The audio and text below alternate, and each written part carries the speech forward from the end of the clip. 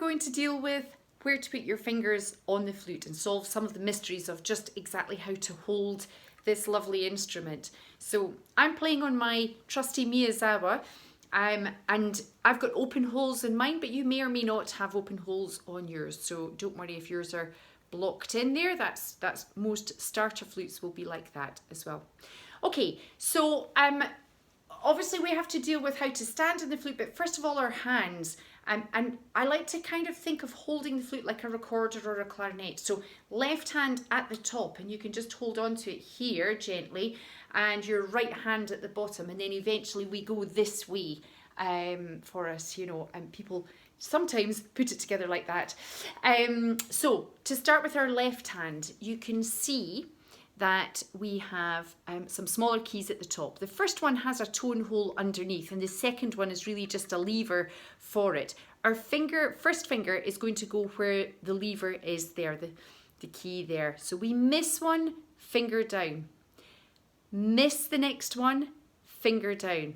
And the third one settles on the next key before this sticking out. This is our G sharp key, and our left hand is all above the G sharp key. The thumb on the back, if I can show you, goes on the side plate, not the round button, because that will give us another note. So the side plate there. Okay, so that's the positioning of our fingers. Let's have a look at the shape of how these fingers should land now as well. And obviously for them to work as fast as possible and for as freely as possible, they need to be in their most relaxed state. So if you can just let your hand hang, you'll see that there's a slight curl to your fingers, and you want to try and maintain that whilst you're playing so that you get the dexterity required as you progress there. So first finger curls round from underneath, supporting the weight of the flute, and it's this part of the finger that rests on the body of the flute. Curls round from underneath, there's our first finger on that second key, and then the other finger's just curled and relaxed round there, and that will allow them to work really freely. The thumb straight at the back.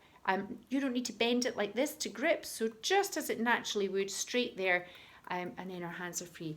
Our pinky will operate this G sharp key, but only at certain occasions when we need it, so it just wants to float above there, ready to go when required. Don't ping it down there, it's no use there, because you have to bring it up and then down when you need it. So just floating above there is fine.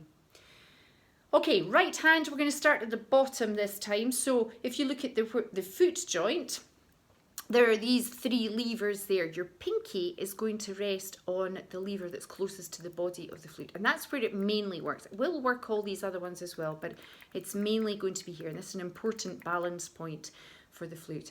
The other fingers are just 1, 2, 3 on these last keys on the body of the flute. Okay, again, they need to be curled and relaxed, and definitely away from the rods. I don't know if you can see, I've got a nice curled shape there, so that we're not resting on the rods there. And this will be helped by being really careful about where your thumb lands. So as a general rule, your thumb wants to be somewhere underneath your first or possibly towards your second finger there, depending on the length or the positioning of your thumb. That's the ideal position to get that there. Not bringing it forward. That brings your fingers down onto the rods. I don't know if you can see that. And then they don't work very fast. So round there, and that will make them work nice and freely. So again, if you let your hand hang, you'll see where you make your pincer. And mine is really bang on underneath my pointing finger here. Some people have a slightly bent thumb, and it comes out here. And if that's the case, if your thumb is in a curve like that, let it be in a curve, so it will feel like it's slightly further up there. Clearly, that's going to restrict the muscles in your hand. So it is where your natural hand position lies with regard to the length of your thumb.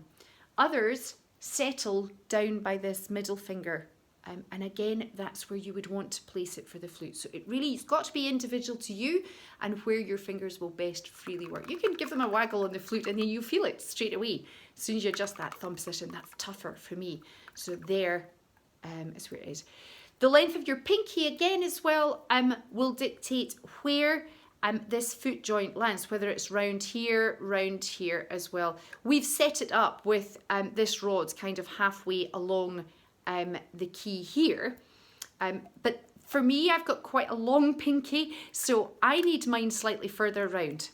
Again, you can just see where that pinky sits with the perfect right hand position in order for you to play it there. Okay, so we've got our fingers on as relaxed as possible. Of course, the first few times it feels really clunky and awkward, and you've got to practice where to put them, but very soon you'll be picking up your flute and your fingers will just go straight to the right place and you're ready to go. Flute in front if you like a recorder, up like a trumpet, turn your head round to meet, and we're set with this lovely big basin of space here, ready to play. Enjoy!